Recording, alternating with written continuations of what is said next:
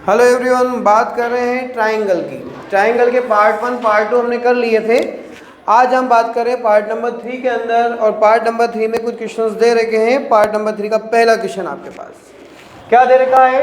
D is a points on the side of B C of a triangle A B C. तो मतलब हमको क्या करना पड़ेगा? एक ट्राइंगल यहाँ पर बनाना भी पड़ेगा। हम एक ट्राइंगल बना लेते हैं। कैसे बनाएंगे ट्राइंगल? एक ट्राइंगल हमने बना लिया, ये बना लिया, ठीक है। एक तरफ ए हो जाएगा, एक बी हो जाएगा और एक सी हो जाएगा। देखिए इसके अंदर एक ट्राइंगल बना लिया जिसका नाम दे दिया हमने ए बी सी। वो क्या बोल रहा है कि बी सी के ऊपर एक पॉइंट है और जिसका नाम क्या है? डी है। बी सी पर एक पॉइंट है जिसका नाम डी है, तो बी सी पर एक पॉइंट ले लिया जिसका नाम डी ले लिया और इसको ज्वाइन कर दिया। सच दैट ए डी सी और बी ए सी ये वाला एंगल और बी ए सी ये वाला एंगल दोनों ही इक्वल है। ऑब्वियसली बात है, इसके ऊपर अगर 90 डिग्री बनाएगा, ठीक। ये दोनों चीजें आपको बतानी है। ये एंगल और एंगल बराबर है, तो आपको बताना है कि सी ए स्क्वायर किसके बराबर है? इस angle C B into C D के मल्टीपल के बराबर हो। जब इसको हम प्रूव करेंगे तो पहली चीज इन दो ट्राइंगल की बात कर लेते हैं। कौन कौन से ट्राइंगल ले लिया हमने? सॉल्यूशन पे आए हम। In triangle A B C and triangle, एक तो ए बी सी हो गया, और कौन सा होगा ट्राइंगल? एंगल बी ए सी की ए डी सी। क्या होगा? क्योंकि इन दोनों ट्राइंगल की बात कर रहे हैं हम लोग, तो लेंगे भी कौन से ट्राइंगल? ये दोनों ट्राइंगल लेने पड़ेंगे आपको, है ना। एडीसी या डीएसी जो भी लेना चाहे वो ले लिया हमने। इन दोनों ट्राइंगल में देखो क्या क्या चीज है? Angle B S C is equal to है, एंगल बी एस सी किसके इक्वल है? एंगल ए डी सी के। रीजन क्या लिखेंगे? ये दे रखा है। यदि ये दे रखा है, गिवन है, तो साथ में एक चीज और भी दिख रही है। इन दोनों ट्राइंगल में, इस ट्राइंगल में और इस ट्राइंगल में, दोनों में सी कॉमन है। सी कॉमन है।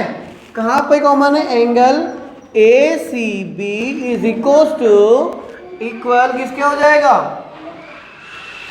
ए सी डी। रीजन क्या लिखेंगे?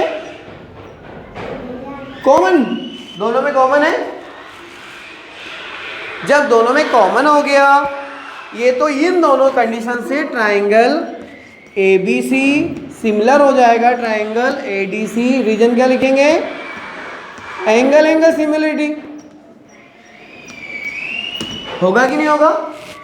यदि हम जानते हैं सिमिलरिटी की डेफिनेशन से, यदि कोई ट्राइंगल सिमिलर होता है तो उसकी साइड का रेशियो क्या होता है? इक्वल होता है।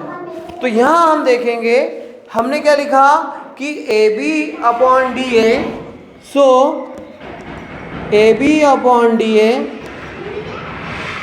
ओके, और B C upon A C, A B upon D A B C upon A C और ए सी अपॉन डी सी। तीनों साइड ले ली। इसको ऐसे समझ में नहीं आया तो क्या करो? एक ट्राइंगल ले लिया जिसका नाम ए बी सी हो गया, दूसरा ट्राइंगल क्या हो जाएगा? ऐसा बना लो, ए डी सी ले लो।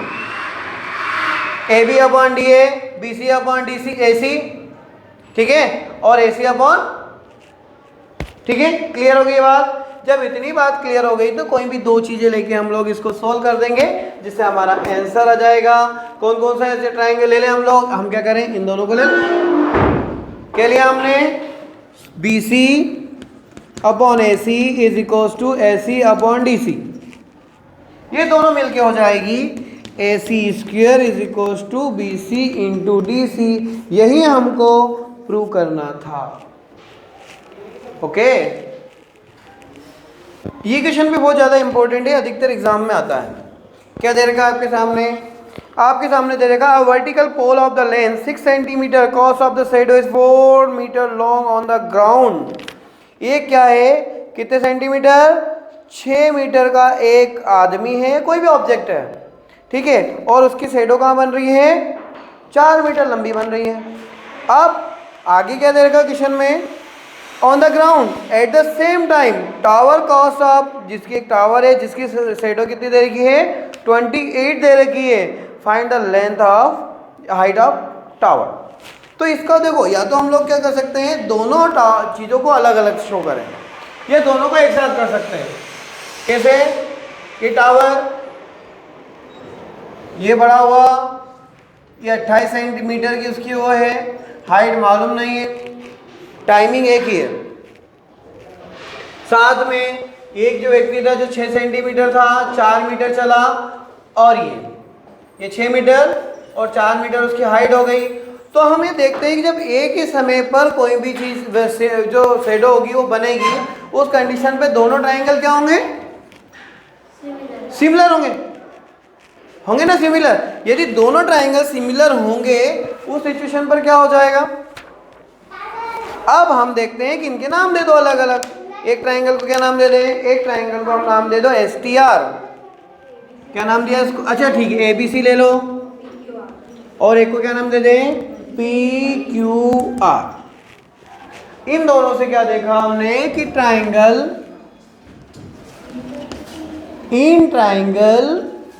ABC and triangle PQR both are similar. दोनों ट्रायंगल क्या है, सिमिलर है, क्योंकि जो सन द्वारा एक ही समय पर यदि दोनों की इमेज बनेगी तो इमेज जो होगी वो सिमिलर होगी, क्योंकि समय एक ही है दोनों का। एक समय पर जो शेडो बनेगी वो एक जैसी बनती है, हमें सेम टाइम दे रखा है ना क्वेश्चन में आपके। तो इन दोनों ट्रायंगल को हम देखें, यदि दोनों ट्रायंगल सिमिलर हैं तो बताइए इसके अंदर कि PQ अपॉन कौन आएगा, AC किसके इक्वल हो जाएगा, किसके इक्वल होगा, QR upon BC। Very good, होगा। अब जब ये दोनों चीजें हो जाती है तो हमारे पास दे रखा है PQ कितना दे रखा है H, AC कितना दे रखा है 6, QR कितना है 28, BC कौन है, ठीक है। तो H इक्वल कितना हो जाएगा 28 इंटू 6 अपॉन 4, 2 से 2, 2 से 3, 2 से 14। तो बताइए H की वैल्यू कितनी आ गई 42 मीटर, कितनी आ जाएगी 42 मीटर। तो हाइट ऑफ टावर कितनी आ जाएगी आपकी 42 मीटर। ठीक है, क्लियर होगी बात, समझ में आई। देखिए ये क्वेश्चन भी जो है वही है 2 मार्क्स के क्वेश्चनों से रिलेटेड। अब ये जो क्वेश्चन आपके पास दे रखा है जिसके अंदर क्या दे रखा है, 2 ट्राइंगल्स हैं, ठीक है। एक ट्राइंगल का नाम ABC है और एक ट्राइंगल DEF है। हमने बना भी लिया डायग्राम ABC और DEF, ठीक। वो दोनों ट्राइंगल सिमिलर है, सिमिलर मतलब सांप जैसा साइन है ना।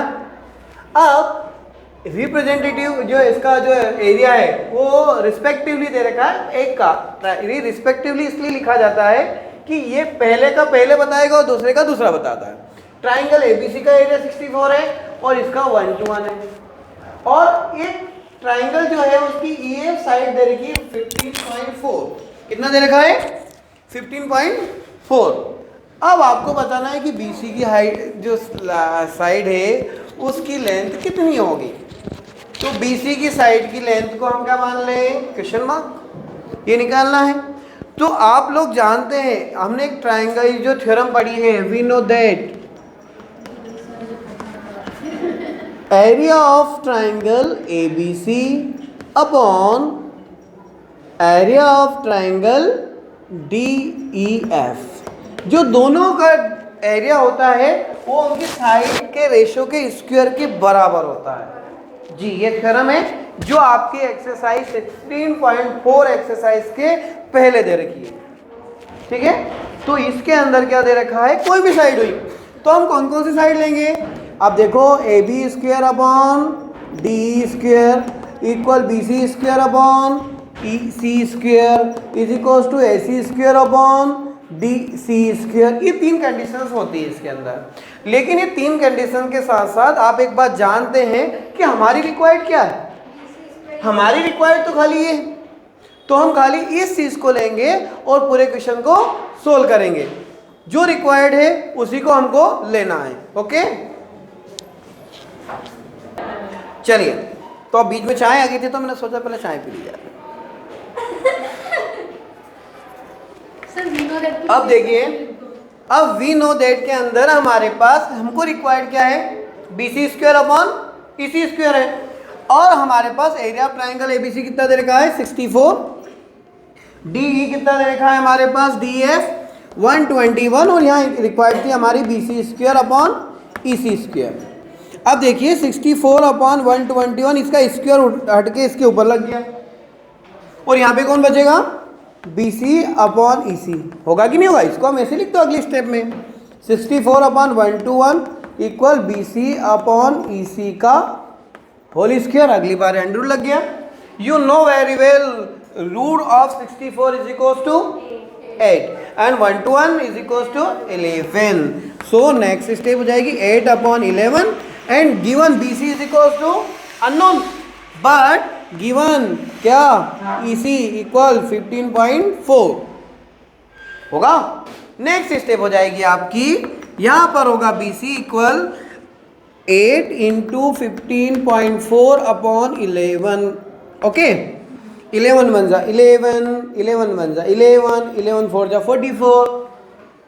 ठीक है, तो हो जाएगा 8 इंटू 1.4, 8 इंटू 1.4 कितना होता है 11.12, 11.2 काय में था सेंटीमीटर में। तो इस तरह से हमारे पास BC आ जाएगा 11.2 सेंटीमीटर।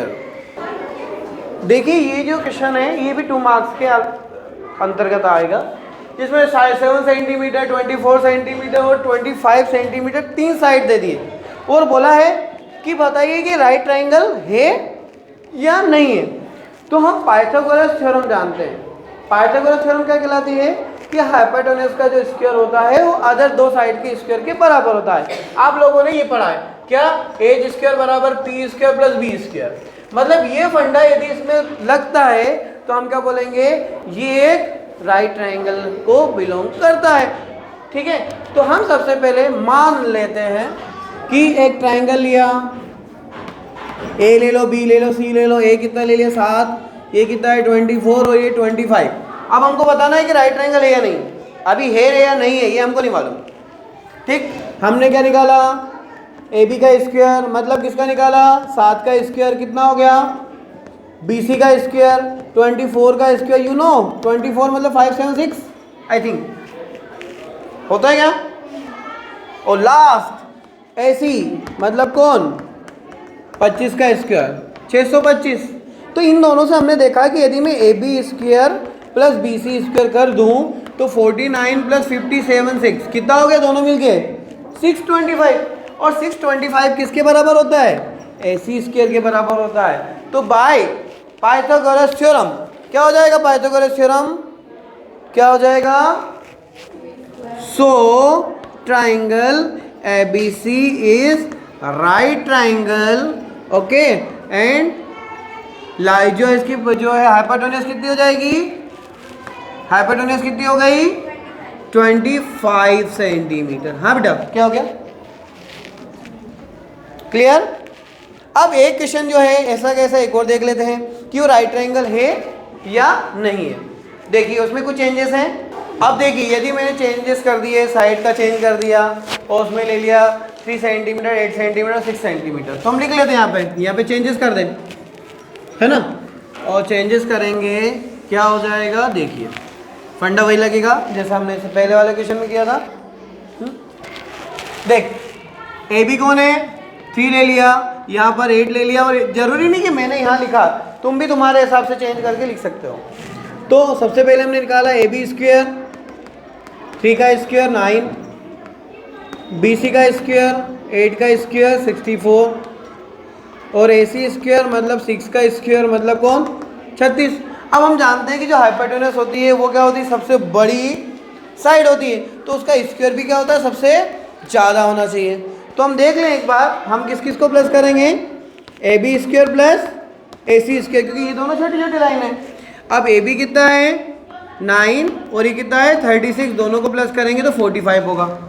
अब हम देखते हैं कि ये जो 45 है वो कभी भी किसके बराबर नहीं हो सकता है, 64 के बराबर नहीं हो सकता है। यदि 64 के इक्वल होता तो क्या होता है, राइट ट्रायंगल होता। So triangle A B C is not right triangle. ठीक है, ये सब 2 मार्क्स के क्वेश्चन में आ सकते हैं। आया समझ में? बाकी हम लोग नेक्स्ट पार्ट में लेके आएंगे। Thank you very much.